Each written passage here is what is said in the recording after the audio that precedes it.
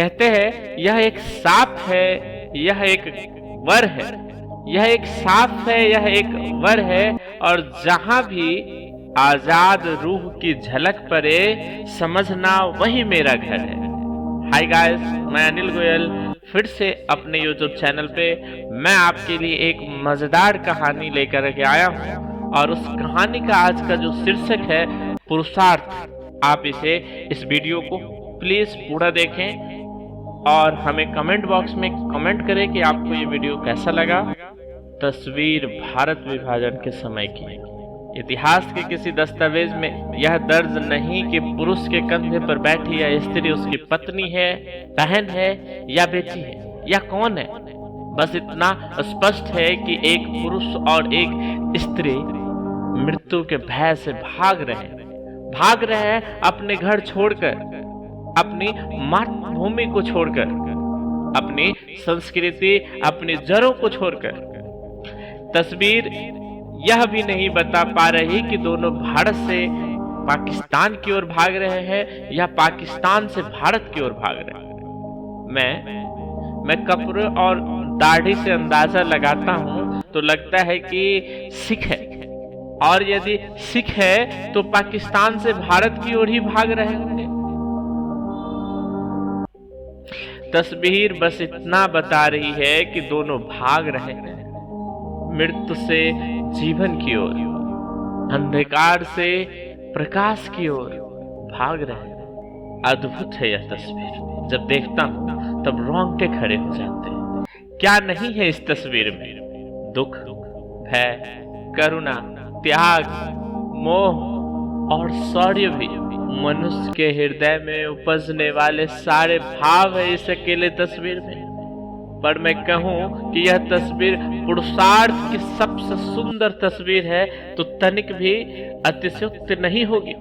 एक पुरुष के कंधे का इससे बड़ा सम्मान और कुछ नहीं हो सकता कि विपत्ति के क्षण में वह एक स्त्री का अवलंब बने। आप कह नहीं सकते कि अपना घर छोड़कर भागता यह बुजुर्ग कितने दिनों का भूखा होगा।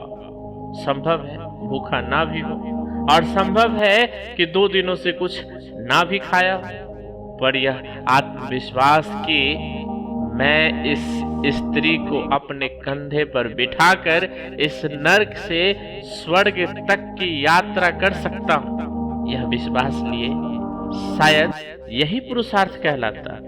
पुरुष का घमंड यदि इस रूप में उभरे कि मैं एक स्त्री से अधिक कष्ट सह सकता हूँ, या मेरे होते हुए एक स्त्री को कष्ट नहीं होना चाहिए, तो वह घमंड सृष्टि का सबसे सुंदर घमंड है।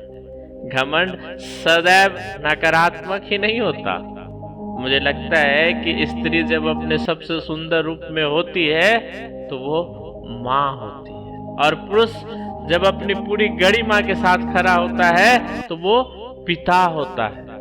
अपने कंधों पर एक स्त्री को बैठाकर चलते इस पुरुष का उस स्त्री के साथ चाहे जो संबंध हो, पर उस समय उस स्त्री को इसमें अपना पिता ही दिखा होगा, नहीं तो वह उसके कंधे पर चढ़ नहीं पाती। कंधे पर तो एक पिता ही बैठाता है, और बदले में एक बार पुत्र के कंधे पर चढ़ना चाहता है, और वह भी मात्र इसलिए कि पुत्र असंख्य बार कंधे पर चढ़ने का ऋण से मुक्त हो सके। ऋणी को स्वयं बहाना ढूंढकर मुक्त करने वाले का नाम पिता है, और मुक्त होने का भाव पुत्र। यह शायद मानवीय संबंधों का सबसे सुंदर सत्य है। इतिहास को यह भी स्मरण नहीं कि मृत्यु के भय से भागता यह जोरा जीवन के द्वार तक पहुंच सका, या राह में ही कुछ नरभक्षी इन्हें लील गए। पर वर्तमान को यह ज्ञात है कि 1.25 अरब की जनसंख्या वाले इस देश में यदि ऐसे 1000 कंधे भी हो तो वे देश की मृत्यु से जीवन की ओर ढोले जाएंगे।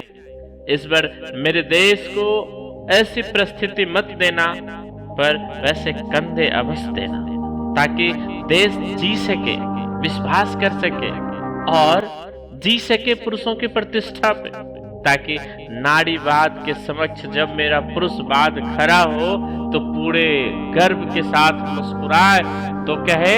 पुरुषार्थ